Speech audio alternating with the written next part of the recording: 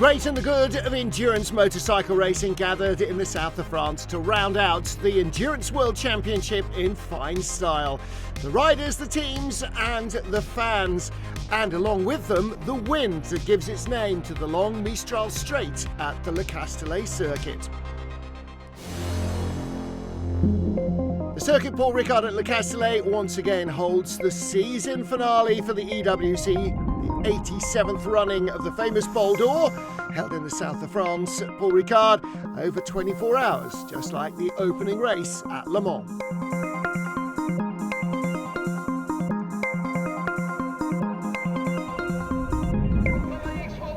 One of our 45 teams in this year's Bol d'Or are French-based, so it's a home race for them, just a few kilometres from the Mediterranean.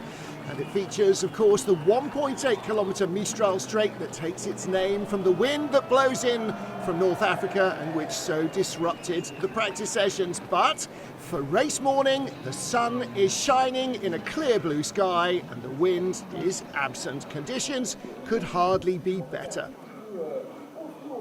Leading the top EWC class by just 6 points coming here are the defending champions, with number one on the yacht Yamaha and an emotional reason to try and win this race as well. This is a special race for me. It's my last race in World Endurance, so I'm really excited, but to be honest, inside myself I'm just focused because I want a good memory for this race, so I want to win the race, I want to win the championship, so fully focused for that last task.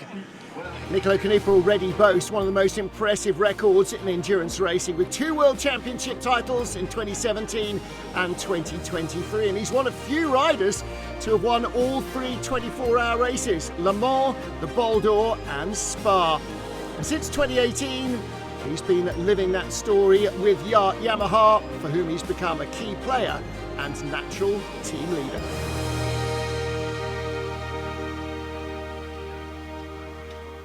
In the shadow of the mountain at Saint-Baume, we are ready for the season finale. In the traditional opening round at Le Mans, yacht Yamaha took pole while Suzuki got off to the best start. The number 5 Honda crashed twice and ended up destroying the machine in a race that claimed many victims, not least the Suzuki squad. Fortunately, they avoided injury or major damage. But Greg Black, Etienne Masson and Dan Lidfoot had to battle all night to move up the order. The number 1 Yamaha held the lead until Karel Hanneke crashed out, while the FCC TSR Honda had more bad luck with a broken chain. At the end of an epic 24 hours and a monster fight back from Suzuki, it was Greg Black who crossed the line as the race winner. The number 37 BMW in second, yacht Yamaha completing the podium in third. In Superstock, the National Moto Honda took victory, with Suzuki claiming their 3rd Le Mans win in 4 years. Round 2 at Spa was over 8 hours, not 24. Yacht Yamaha took pole, a very slow start for Alan Teacher on the FCC TSR Honda, but he got himself back into the leading group along with the Suzuki and BMW. But it wasn't to last. Josh Hook crashed out a little later, leading the lead battle to the Suzuki and the yacht Yamaha crews.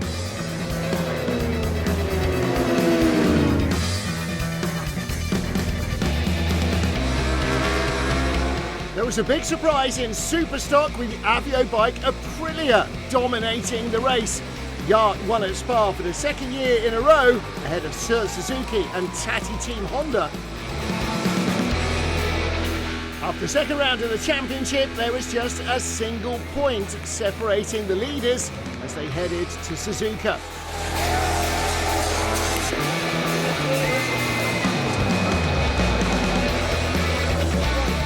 In Japan, yacht Yamaha caused a sensation by taking pole ahead of all the home teams, their 3rd pole in 3 races. The number 1 Yamaha battled it out with the Japanese machines, including Honda's factory number 30 machine. The number 5 crashed out again. National Moto Honda had a difficult race in their debut as well. In the end, it was the HRC Honda that won, with MotoGP guest Johan Zarco alongside his Japanese teammates. The championship remains tight, yacht Yamaha leading Suzuki by just 6 points with 65 up for grabs. In Superstock, it looks a lot clearer for National Moto Honda, but anything could happen here. The battle will be as fierce as ever. Third on the grid, Sir Suzuki will start Greg Black, whose wrist, injured in the Suzuka test, is still sore, but team manager Damien Saunier remains optimistic. Ukrainian Ilya Mikhalchik, who set the fastest time in qualifying, will start the 37 BMW from pole. The previous days we got really good confidence on the bike, on different kinds of conditions. So for sure now it's less wind, more hot, and we know that our package on the hot conditions is a little bit struggling than on the cold conditions. But anyway, we have good feelings on the bike. So let's see situation, the first stints, and how everything is going. And I think after 3-4 hours, our time will come, and we will try to do our best.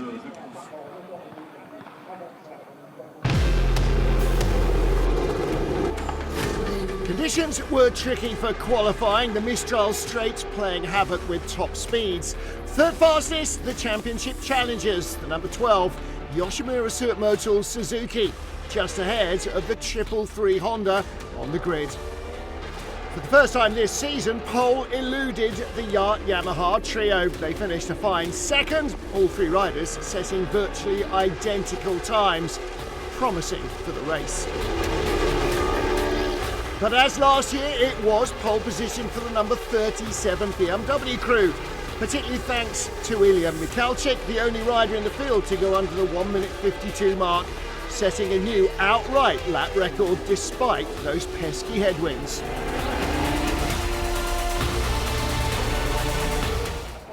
French Marine Commandos dropped in with the flags before the start of the race, and the 45 starting riders with the rest of their teams to complete their preparations for this 87th Bol d'Or.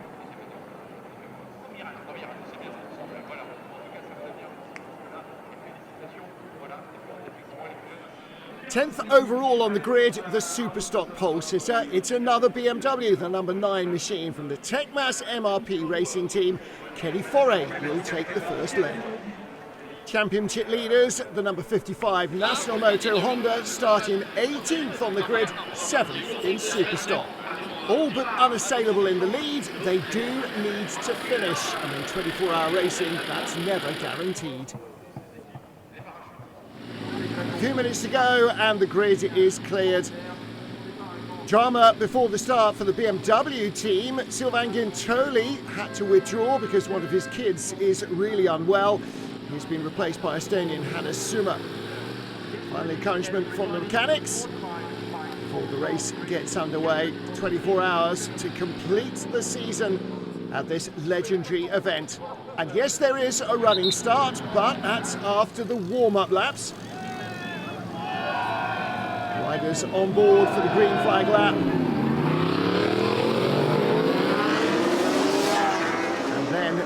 And their machines will be separated by the width of the pit straight. Perfect weather conditions for the riders and for the fans, and the forecast set fair. BMW leads the field away from Yamaha and Sir Suzuki, the championship rivals. 10th place, Techmas MRP BMW, the pole sitters in Superstock. There are 14 Yamahas, 12 Hondas, 8 Kawasaki's, 4 BMWs, 4 Suzuki's, 2 Aprilias, and the Métis prototype lined up by the pit wall. And just before 3 p.m, the riders are ready for the start.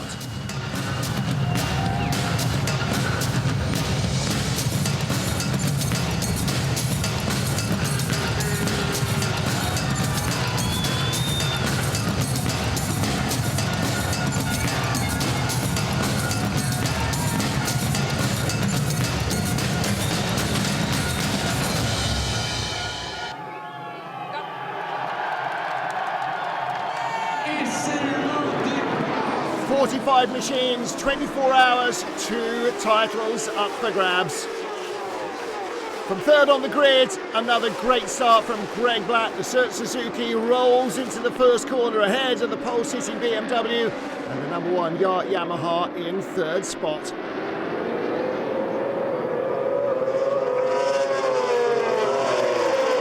Sweeping through the first turns, trying to make sure they've got the grip they hope for from those tyres. Leaders safely through the first few turns, but somebody's down in Superstock and a couple of other bikes having to take avoiding action over the runoff areas. That's not just multicoloured paint. Those stripes are full of tungsten, which slow the machine down, but also destroy the tyres. Out onto the long Mistral straight, Greg Black on the Suzuki ahead of the BMW of Ilya Michalczyk. Then Randy de Punier, the number 99 Yamaha. Corentin Perolari on the number 4 Tati Team Honda making up ground, but Nicolo Canepa on the Yamaha losing ground. Into senior for the first time at 300 kilometers an hour into the braking area. And as at Le Mans, the first victim, the number 45 Matisse prototype, heading back to the pits before completing the first lap. Back onto the Mistral, Surt Suzuki in the lead, but Ilya Michalczyk with 347 kilometers an hour of top speed blows by Greg Black to take the lead for the BMW team. Corentin Perolari coming up strong as well in number 4 Honda. And the other front-running machine, number 5, attacking Greg Black. Black looks back out of senior into the double droit at the Beausset, but he's got the tighter inside line. And Alan Teacher can't get by. But clearly galvanised by winning the French Championship a couple of weeks ago, Corentin Perolari into the lead before the end of lap 2, and following him through on the number 5 FCC TSR Honda, Alan Teacher.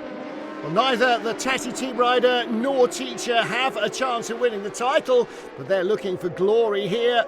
The leader on Pirellis, chaser on Bridgestones. Kenny Foray in 10th place, leading Superstock on his number 9 BMW. And the field already breaking into little jewels.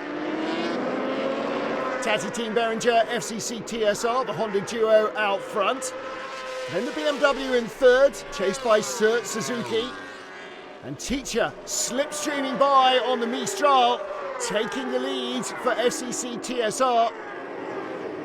Doesn't look as though Corentin Perolari is happy with that. There's the battle for 3rd place. Greg Black just creeping in front into senior. Here's the National Moto Honda, 7th place in Superstock, 17th overall. Doing at this stage all that they need. They've got a huge points advantage. Avio bike by M2, 2nd in the standings. After their sensational win earlier in the season on the Aprilia, the National Moto need to keep their nose clean. They don't need to win the race to win the title. Corentin Perolari back in front on the number 4 Honda. And it's impressive stuff from the former World Supersport rider. Tati Team Behringer doing well too to adapt to the Honda after so many years with Kawasaki's. As they slipstream down the straight, now leaving Surt Suzuki behind, but Tati Team Behringer first into the pit lane after just 40 minutes. It is going to be a busy time in the pits for all the mechanics. And that's his French teammate Hugo Claire ready to take over. Full tank of fuel and a fresh set of Pirellis. And as soon as the dump tank is off, they will be good to go. They may have the speed to lead, but they are going to need to find some economy from somewhere. 7 minutes and 4 laps after Tati Team Behringer. In comes our current race leader, the number 5 Honda. So too, Surt Suzuki, 37 BMW. They should all be in here. This is lap 25. This should be the stint length. Shouldn't take more than about 15 seconds for 2 fresh tyres, tank of gas and a rider change. And a lap behind everybody else, in comes Nicolo Canepa on the number 1 Yamaha.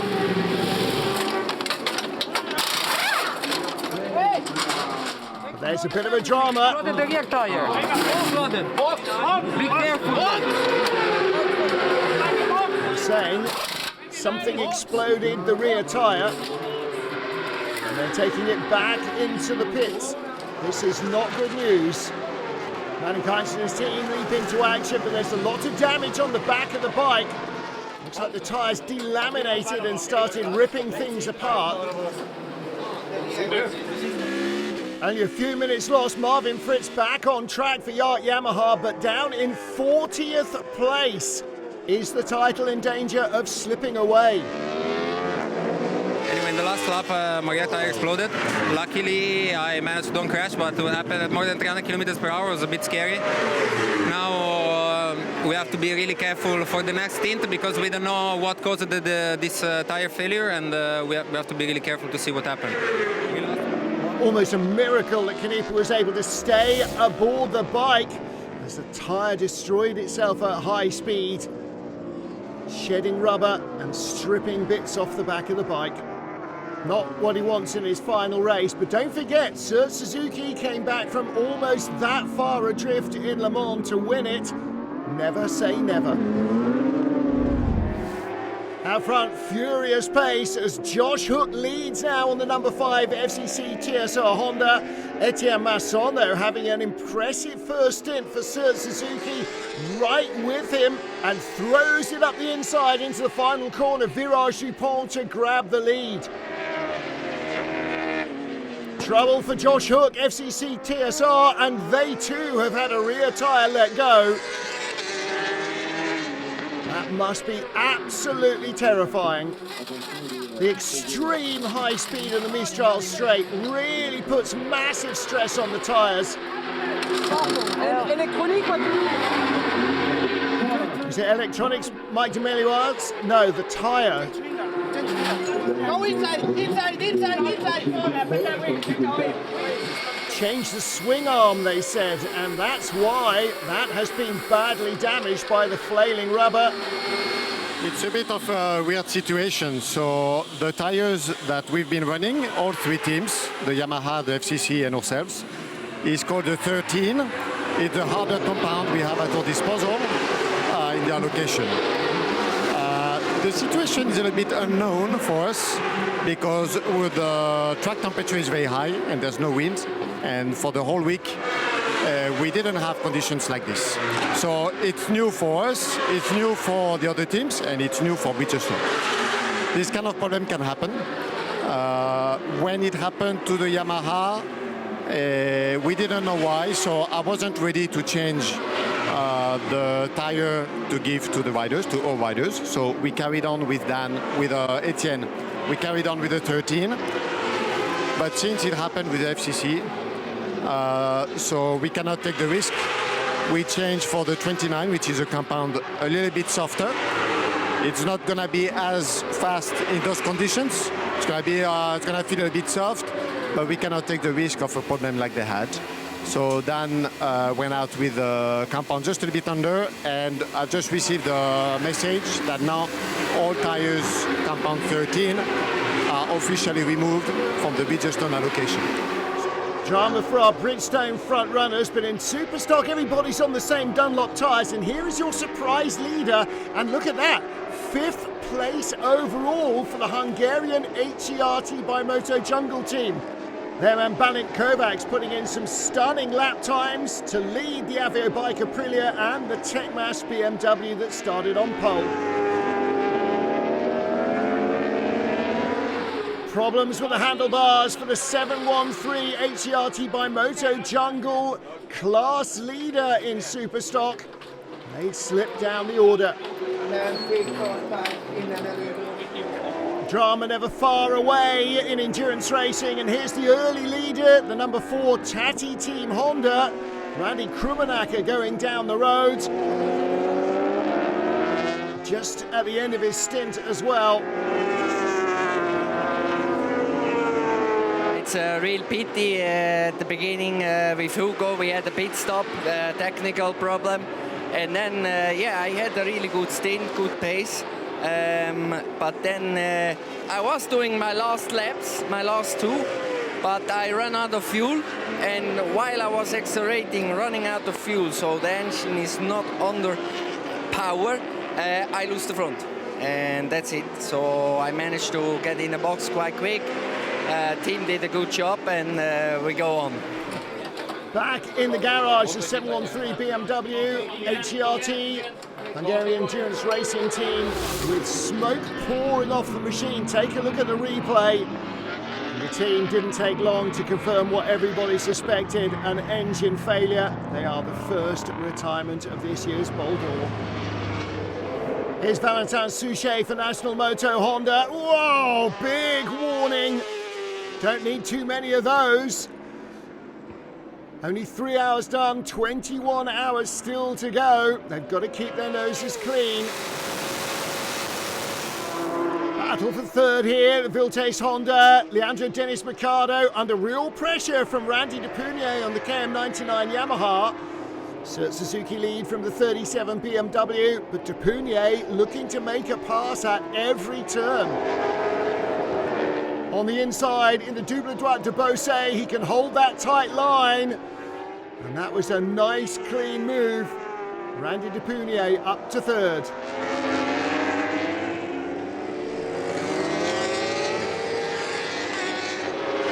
Marvin Fritz on the number 1 Yacht Yamaha. They are now up to 9th place as Yoshimura Surt Motor Suzuki lead the race.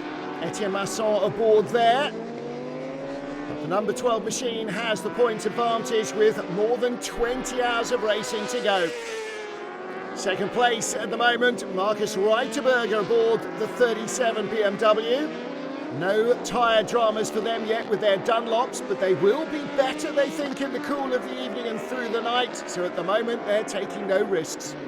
With the retirement of the Hungarian machine, it's now the number 9 pole-sitting BMW that leads in super stock. 25 Team Etoile and 41 Chrome Burner are 4th and 5th in super stock. And that's good news for National Moto. The Honda crew lead by 19 points over their closest rivals.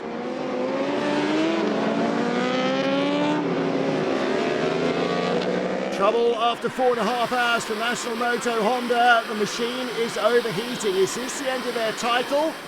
And if nothing changes before the end of the race, Surt Suzuki will win the title by 20 points over Yacht Yamaha. Sun has headed below the horizon here in the VAR. Almost a quarter of the race distance done, and 41 of our 45 starters still in the race. Number 11 WeBike Kawasaki are out, and another Kawasaki in super stock with veteran Chris Walker aboard is out. The LCR Endurance Yamaha and the 713 BMW from Superstock have also retired. But for everyone else, the long evening heads into night and the meat of the race really gets underway. This is what they come for. We are second now at the moment. Yeah, I'm happy because I think in the night we have good chances coming back because our plan is to win the race for keep the championship alive. Should be perfect for Sylvain Guintoli is not here and his son Luca. I think it means a lot for me, also for the team, if we can take a victory or at least a podium for those guys.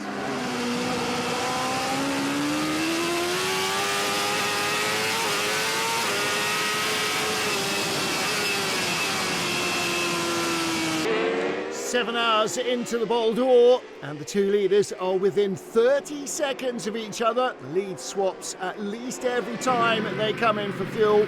Speaking of which, refueling for number 18, the Sapeur-Pompier machine, and they're now up into 4th place in Superstock in the top 10 overall, despite the fact that Superstock bikes take longer to refuel than EWC. Dan Linfoot for Surt Suzuki heading out of the pits. Great view from behind, thanks to the drone. And this is what it looks like on the Mistral. They are at wide open throttle for 14 seconds. And way over 300 kilometers an hour. Massive turbulence if you're not behind the screen, and even if you are. Keeping up the pressure on the Yoshimura Surt Motor Suzuki is the 37 BMW, and they're cycling between their two regular riders, Ilya Michalczyk and Marcus Reiterberger, keeping Hannes Summer in reserve. These guys know the machine best. If they want to win the race, that's a great strategy. There's the leader right in front, Greg Black Suzuki. And Igor Michalczyk going around the outside. The BMW absolutely flying. Just before 2 a.m, a lead change. Well, they were expecting to be quick in the cool of the night, and they have been sensational. Markus Reiterberger even getting into the 152s. That's qualifying pace. Fantastic stuff from Greg Black and Markus Reiterberger. 300 Ks in the dead of night. And the BMW's speed is quite impressive. Leader into the pits, and Markus Reiterberger must be exhausted by now. He and Ilya Michalczyk have done 2 double stints each, and now it's time for Estonian Hannes Summer to take over. BMW has the lead, but not even 12 hours done yet. And his 2 teammates need some respite.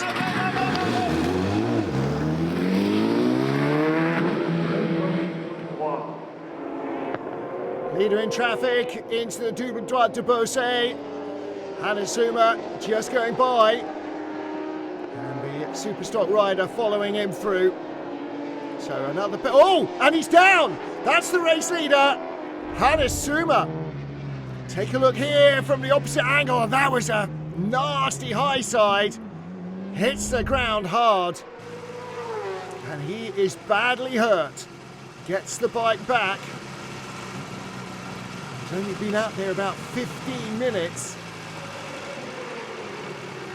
Hannes Summer standing in for Sylvain Guintoli. And I don't think he'll be back on the bike. And somehow, as the mechanics get to work, he brought it back without being able to use his hand on the clutch. And that was some kind of superhuman effort. But he looks very grey.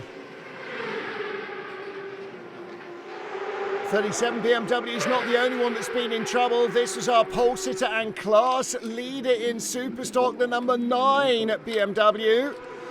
Had electronic issues. They too have spent painfully long minutes in the pit lane having those fixed. Looks like it might not be the Techmas team's race either.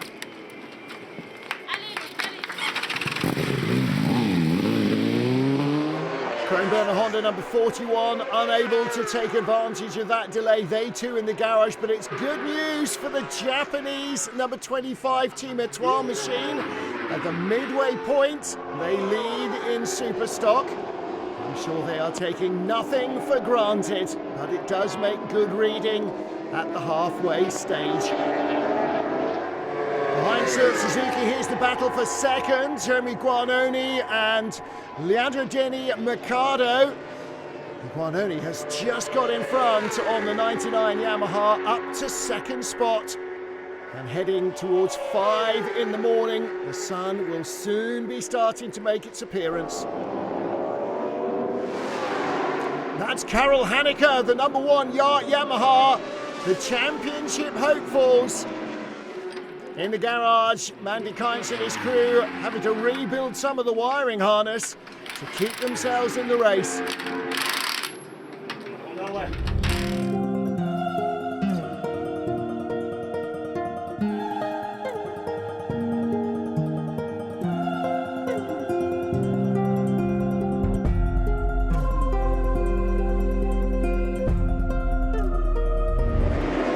With 8 hours to go, here's the points situation. A 5-lap lead.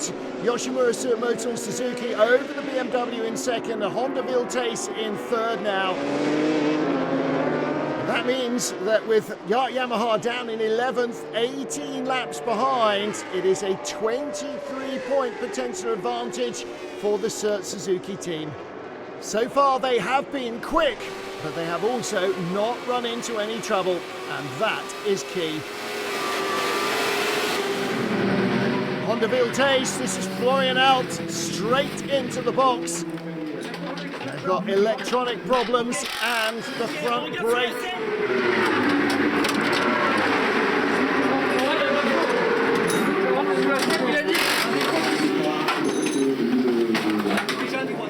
More trouble for National Moto. A broken chain. They've come in from the back end of the pit lane. Lady Luck is not making this easy for the team. Kazuki Watanabe for a 12 BMW and Matthias Inez. Oh, great pass for the Superstock lead, and Watanabe comes back again. 18 hours of racing, 2/3 distance, and they're going at it like it's lap 1. Number 18 from Sapeur-Pompier and 25 Team Etoile, both looking to win this. And they are 5th and 6th overall. It's not beyond the bounds of possibility that a Superstock machine might be on the overall podium here at the Bol d'Or.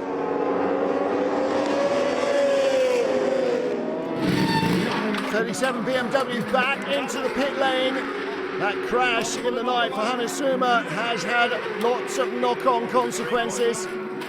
A disappointed Marcus Reiterberger off the machine. Yeah, something with the ignition or with the injection is wrong. The bike is running on the straight. Sometimes it's okay, sometimes cutting a lot, and that's why Ilya come in. They change a lot, but still we have this problem. And yeah, it's such a pity. We had such a good race. Even Hannes' crash, where he broke his arm, we could come back and we fight together with 2 people till now. Yeah, on the bike we feel okay, but besides that bike we feel very used. And now, if it would end like this, it would be really bad. So we tried to finish the race, but the goal was to win this race, or at least the podium. And this, I don't know what to say anymore.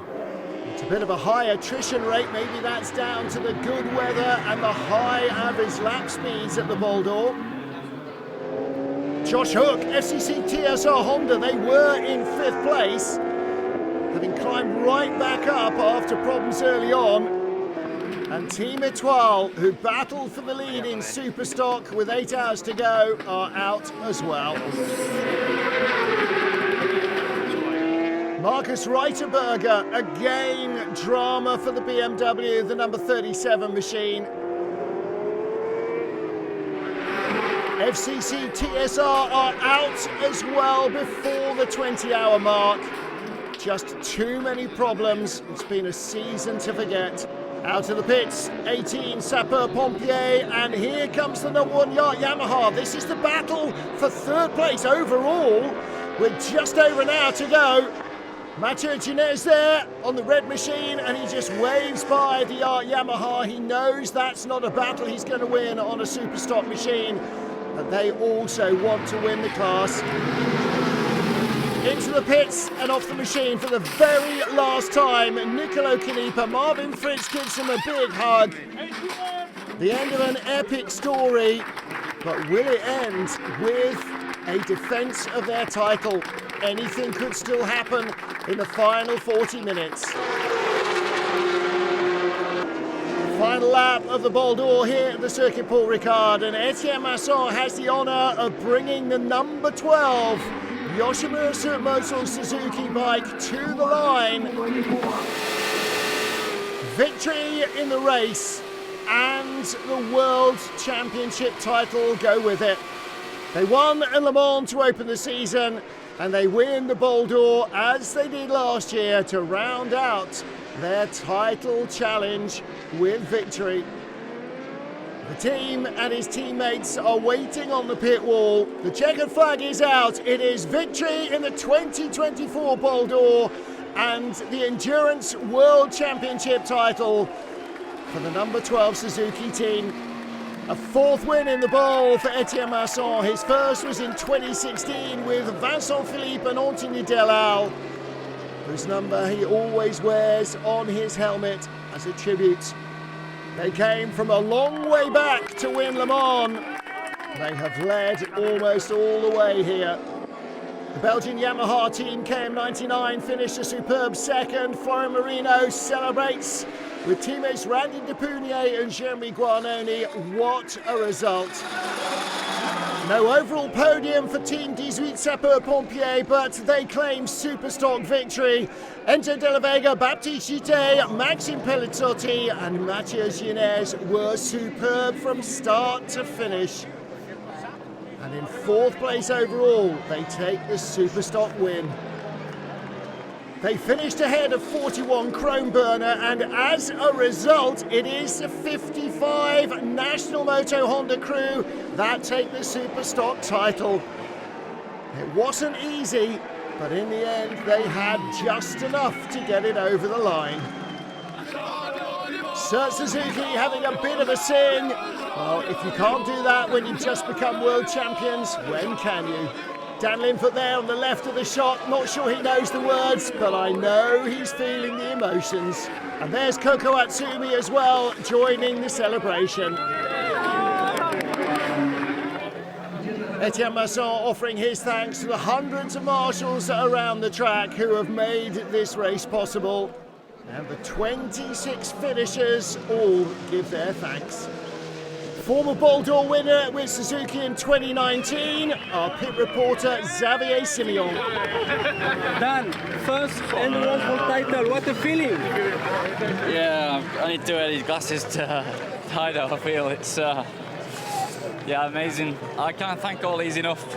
Like Greg, Etienne, Coco, everybody that's contributed. The team has been amazing to win the championship in the first year, winning Le Mans, winning the Ball d'Or, 2nd in Spa, 3rd in Suzuka. I can't ask for anything more. Like,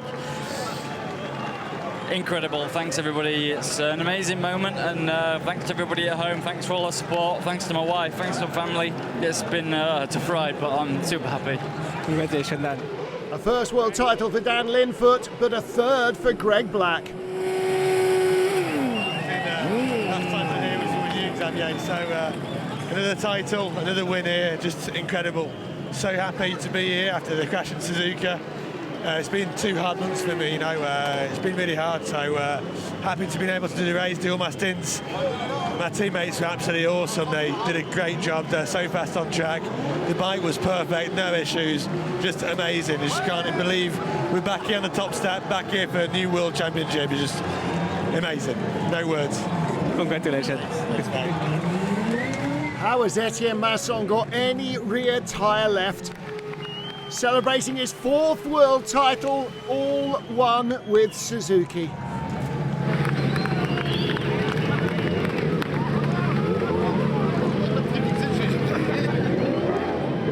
And here's Guillaume Raymond on the 55 National Moto Honda with the team and his teammates Sébastien and Valentin Souchet. The Superstock title is theirs. How are you going to be celebrating later, guys? Yeah, big party. Yeah, of course. Was there a moment where you thought you'd lost this championship? Sorry, was there a moment you thought we've lost the championship? Yeah, it's so amazing because the race is very difficult. We have a lot of problems, but now it's we did it, and we are very happy for the team, for my brother and Guillaume, and now we go for the drink a little beer. Enjoy it. Thank you, guys. Congratulations. Superhuman effort from Leandro Tati Mercado, pushing the bike across the line after the 24 hours. Unfortunately, they didn't get classified as a finisher despite that effort.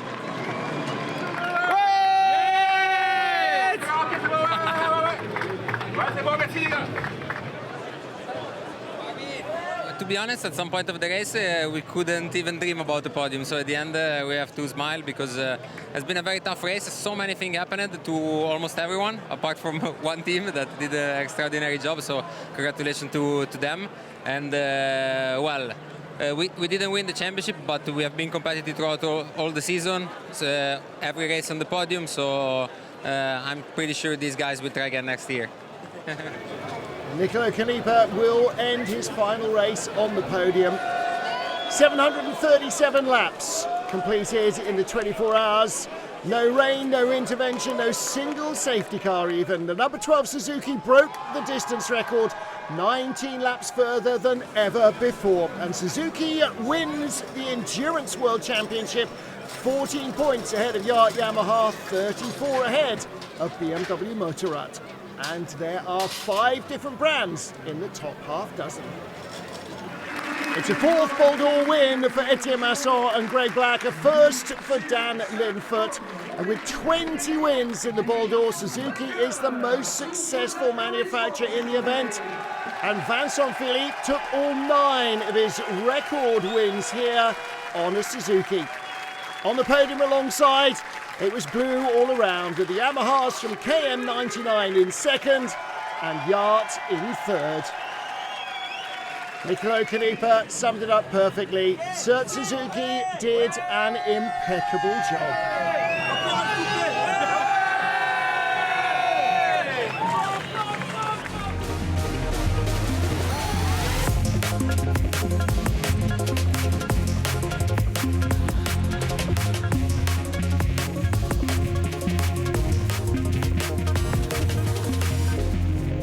The Champions Trophy goes to Yoshimura Sert Motor. Greg Black, Etienne Masson and Dan Linfoot, supported by Kokoro Atsumi and Albert Arenas at Suzuka. It's a 21st Endurance World crown for Suzuki, 18th being run by Sert. And that is worthy of a champagne celebration.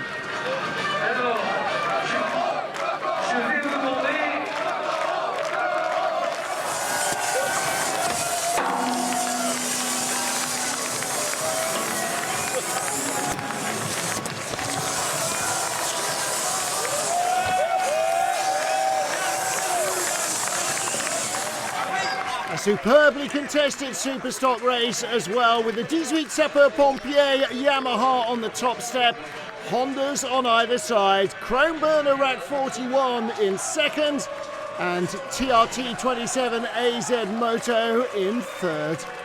It was a momentous win for the number 18 crew. It denied 41 Chrome Burner the title. 18 Sapeurs-Pompiers moved up to 3rd in the overall standings, but the champions, National Moto, the number 55 Honda. In the end, the gap was tiny, just 4 points, and it must have been nerve-wracking for the crew, but a well-deserved world title in Superstock for Stevan Haraj and his team, one of the oldest in endurance racing.